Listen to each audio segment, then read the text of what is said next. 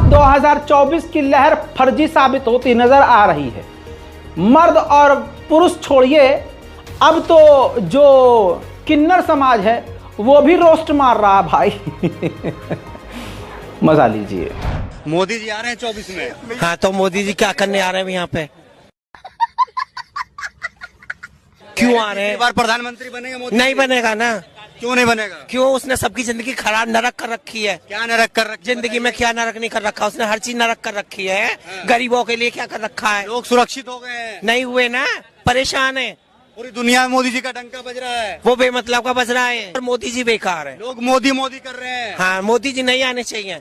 मोदी जी की वजह से आप जिंदा हैं। लोग मोदी की वजह से दुनिया मर रही है, समझ गए? सड़क पे दुनिया आ गई। परेशानी होगी, 2-4 परेशानी आप बता दीजिए मोदी जी।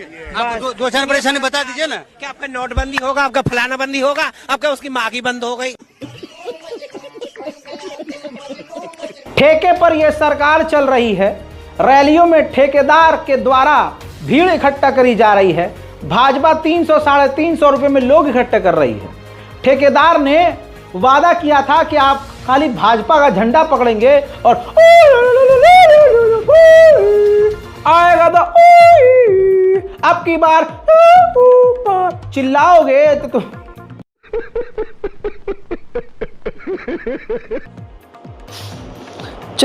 तुमको 300-350 रुपया दिहाड़ी मिलेगा। देखो कितना अच्छा रोजगार है। अब एबीपी की रिपोर्ट के अनुसार मजदूरों का आरोप, झंडे पकड़ने पर 375 रुपये देने का वादा। सीएम का रोड शो खत्म होने के बाद ठेकेदार ही लापता हो गया। तो जनाब मोहतरम हजरात बीजेपी सपोर्टर, जरा इस बात पर गौर कीजिए, जो बीजेपी पार्टी रैलियों में चुनाव जीतने से पहले ही मजदूरों का पैसा मार ले और धोखा दे दे, वो पार्टी आपको रोजगार क्या टन कद्दू देगी। बात तो सही है। उधर बाबा कांडदेव का कांड फैलता ही जा रहा है। सुप्रीम कोर्ट के अंदर बाबा कांडदेव ने कहा कि बाबूजी, ये उत्साह में हो गया कि हमने दूसरे जो सही इलाज हैं उन सही दवाइयों को गलत ठहराया और अपनी दवाइयों को जो गलत थी उनको सही ठहराया। विज्ञापन में हमने झूठ बोला, फरेब किया, धोखा दिया। हम बड़े शर्मिंदा हैं और माफ़ी मांगते हैं। इसके बाद कोर्ट और भड़क गया। कोर्ट ने कहा आप इतने मासूम नहीं हैं कि उत्साह में इतनी बड़ी गलती कर दें। मेरे दोस्तों, सुप्रीम कोर्ट ने एक बार फिर से बाबा रामदेव की माफ़ी को रिजेक्ट कर दिया है। बाबा जी, कोर्ट ने आपसे बात की, आप कुछ कहना चाहेंगे बाबा जी? कोर्ट में कहा ना। Thank you. आप उम्मीद है कि अब कोर्ट आपके वो माफीनामे को एक्सेप्ट कर लिया है कोर्ट ने? उम्मीद की जा सकती है आपको? न्यायपालिका पे बोला ना, न्यायपालिका पे भरोसा है आपको?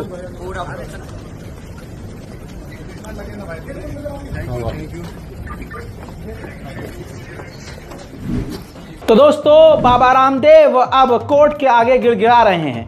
ये हमारे देश का कानून है, ये हमारे देश का संविधान है, जो सबसे ऊपर, सबसे मजबूत और उससे ऊपर कुछ नहीं है। हमारा देश संविधान से चलता है, किसी रंग से, किसी भीड़ से या भीड़ तंत्र से नहीं।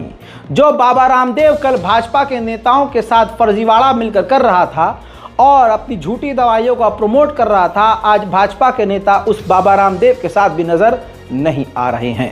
अरे नेपाल का रुपया नहीं गिरता है, बांग्लादेश की करेंसी नहीं गिरती है, पाकिस्तान की करेंसी नहीं गिरती, श्रीलंका की करेंसी नहीं गिरती।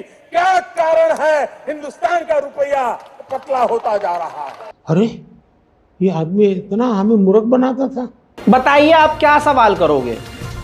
मोदी जी खुद प्रेस कॉन्फ्रेंस से दूर भागते हैं।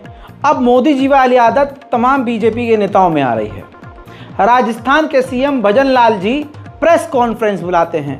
प्रेस कॉन्फ्रेंस का मतलब ये होता है सवाल जवाब, लेकिन प्रेस कॉन्फ्रेंस बुलाकर उनके नेता कहते हैं मीडिया कर्मियों से कि आप कोई सवाल नहीं करेंगे, बस जो बोलेंगे ये बोलेंगे और आप सुनेंगे, आज इनके पास समय नहीं है। इस पर प्रेस कॉन्फ्रेंस में ही बैठे हुए पत्रकारों ने जलील कर दिया कि फिर प्रेस कॉन्फ्रेंस का क्या मतलब जब हम सवाल नहीं कर सकते। इसे कहते हैं अंधेर नगरी चौपट राजा। देखिए, मुख्यमंत्री जी से निवेदन करूंगा कि वे इस प्रेस वार्ता को संबोधित करें। साथ में मैं आपसे एक निवेदन और करूंगा कि आज केवल संकल्प पत्र पर मुख्यमंत्री जी आपसे चर्चा करेंगे, लेकिन प्रश्नोत्तरी नहीं होगी। इनका कार्यक्रम बहुत व्यस्त है, आप निकलेंगे। होगी, आप चिंता मत करिए, वो भी होगी। आपको पहले कहना ही नहीं था।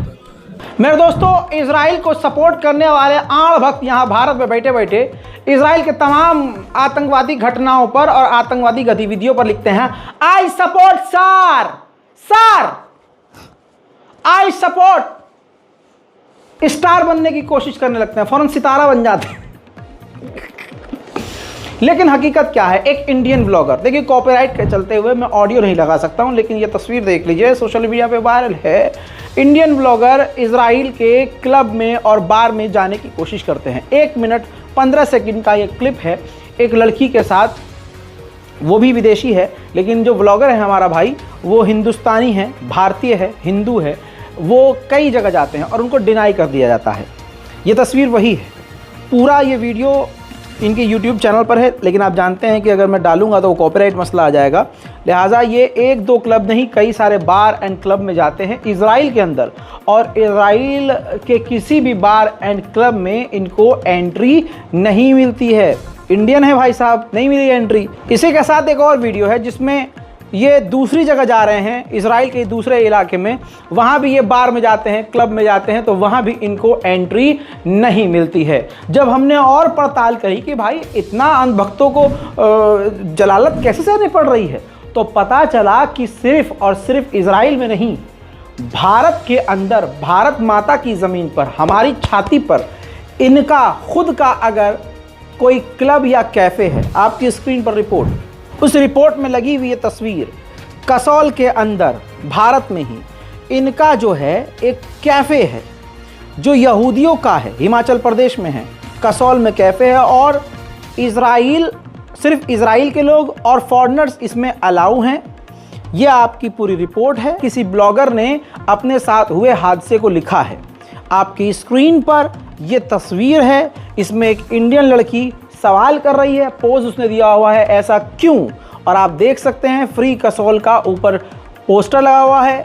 विदेशी लोग अंदर जा सकते हैं, लेकिन भारत की सरजमीन पर बने हुए यहूदी कैफ़े के अंदर, बार के अंदर भारतीय नहीं जा सकते। इसके बाद दोस्तों सोशल मीडिया पर ही डॉक्टर धनंजय कुमार के आग लगी है और उन्होंने इजराइल के विदेश मंत्रालय और इजरायली पीएम को ही टैग करके पूछ लिया कि हमारी सरजमीन पर इंडियंस अलाउड क्यों नहीं है आपके कैफ़े के अंदर, ऐसा कैसे हो सकता है, ये कौन सी दोस्ती है? और इनको लगता है नेतन्याहू इनका जवाब देगा।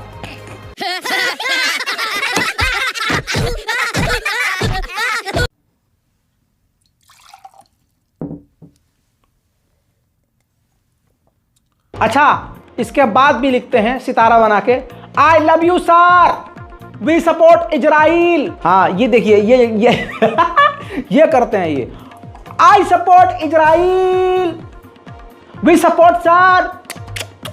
वो गाय खाते हैं, बीफ खाते हैं, तैयारी कर रहा है, वो लाल गाय काटेगा, और ये कह रहे हैं I support sir, I support Israel. वो कहते हैं हमें तुम नहीं चाहिए, थूकते हैं इनके मुंह पर, but I support sir.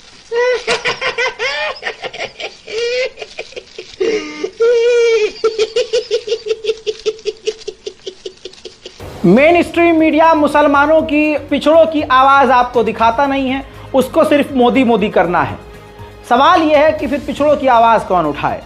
Social media पर कुछ वीडियोस ऐसी उठ रही हैं जिस पर कई तरह की प्रतिक्रिया आई हैं और कई तरह के सवाल खड़े हो रहे हैं। अब जो हिंदूवादी बहुसंख्यक समाज के लोग हैं, मुसलमानों की प्रॉपर्टी पर कब्जा करने के लिए अब एक फॉर्मूला इस्तेमाल कर रहे हैं। मुसलमान घरों की दीवारों पर अपने धार्मिक नारे लिखकर, भगवान श्री राम का नाम लिखकर उस घर पर कब्जा भी करना शुरू कर चुके हैं। अभी तक ये इस तरह से करके हमारी मस्जिदों को कब्जा रहे थे, अब मुसलमानों की सरजमीन को। झांसी का, उत्तर प्रदेश का ये वीडियो बताया जा रहा है, इंस्टाग्राम, ट्विटर पर ये वीडियो वायरल है। एक महिला साफ साफ दावा कर रही है, एक लड़की साफ साफ दावा कर रही है कि हमें किस तरह से प्रताड़ित किया जा रहा है और हमें कोई भी मदद नहीं मिल रही है, सरकार और प्रशासन कोई भी। अरे भैया, सरकार और प्रशासन क्या ही मदद करेगा? यहाँ से नज़र आ रहा है कि मुसलमानों के साथ किस तरह का व्यवहार, दोगला व्यवहार किया जा रहा है। जरा सुनिए और समझिए। लिख देते हैं जय श्री राम, भाई जय श्री राम आपसे आपने लिख दिया तो मकान आपका हो गया। अब हम उसी टाइम से जगह जगह घूम रहे हैं, लेकिन हमारी कोई मदद नहीं हो रही है। हमने SDM किया, हमने जिलाधिकारी साहब के पास, हमने मजिस्ट्रेट के पास, हमने CO सिटी साहब के पास। क्या कह रहे हैं अधिकारी? कुछ नहीं कह रहे हैं, सिर्फ आश्वासन दे रहे हैं कि आपका है, आपका ही रहेगा। लेकिन हमारा था, अब हमें तो गोलू गुप्ता घुसने तक नहीं दे रहा और जबरन ने ऐसा कब्जा किया है कि तमाम परेशानियां उन्होंने हमारे लिए खड़ी कर दी। हम तो ये चाह रहे भाई कि हमारा घर हमें दिलाया जाए। और क्या नाम, कौन कब्जा किया है? ये गोलू गुप्ता है। उन्होंने क्या है ये नेता है? कोई नेता नहीं है, कोई नेता नहीं है। और अनीस जो है वो सपा की जब सरकार थी तब ये गुंडागर्दी करते थे, तो अनीस ने ये कब्जा कराया है गोलू गुप्ता। अनीस कौन? अनीस सैन मार्क्स में है और उनका तो काम धंधा यही है। तमाम उनके क्या बताएं आपको कि धंधे ही खराब है, सट्टा, जुआ, शराब, क्या है जो उनका नहीं होता। ये टक पॉइंट वाला जो मामला था उसमें ये पार्टनर थे अनीस खान, उन्होंने कब्जा करवाया ये हमारे घर पे और हमारा पुश्तैनी। बहरहाल अब आपको दूध का दूध पानी का पानी हो गया है। हालात मुसलमानों के, दलितों के, पिछड़ों के, ईसाइयों के भारत में बिगड़ते ही जा रहे हैं। अगर हम एक न हुए, एक साथ न हुए, जुल्म के खिलाफ आवाज़ न उठाई तो और ये इसी तरह से हमको दबाते और मारते रहेंगे, पीटते रहेंगे। तो ये मुल्क दोस्तों जितना उनका है उतना हम सभी का है। भारत एक खूबसूरत मुल्क है, लेकिन बस इस पर कीचड़ लग चुकी है। उस कीचड़ को आप क्या समझते हैं और उस कीचड़ से मेरी मुराद कहाँ है आप समझ सकते हैं। हिंदू बुरा नहीं है, हिंदुओं के बीच जो नफरत करने वाला झुंड है वो बुरा है। सीधे साधे हिंदुओं को वेपनाइज करना, हमारे अपनों को हमसे लड़वाना उनका काम है। क्योंकि फूट डालो, राज करो अंग्रेज़ों की नीति थी और अंग्रेज़ों का जूता चाटने वाले आज कहाँ बैठे हैं आपको मालूम है। वो उसी फॉर्मेट पर चल रहे हैं। अपने मुल्क के लिए दुआ कीजिए, अपने लोगों के लिए दुआ कीजिए, अपने हिंदू भाइयों के लिए दुआ कीजिए कि अल्लाह उन्हें हिदायत दे और उनके दिमाग से, जहन से, दिल से नफ़रत ख़त्म हो। तलवार से इस्लाम नहीं फैला, मोहब्बत से फैला है। वो हमें मार रहे हैं, पीट रहे हैं, गालियां बक रहे हैं, हमें बर्दाश्त करना है, सब्र के साथ काम लेना है। हाँ, जहां हद पार हो जाए तो संवैधानिक तरीके से हमें जवाब देना है। रिपोर्ट को शेयर कीजिए, दुआओं में याद रखिए, फेक न्यूज़ से बचिए और फेक यूट्यूबर से भी बचिए। ये अहम चीज़ बता रहा हूँ। दुआओं में याद रखिएगा। मैं हूँ रज़ा और आप देख रहे हैं रज़ाग्राफी। जय हिंद।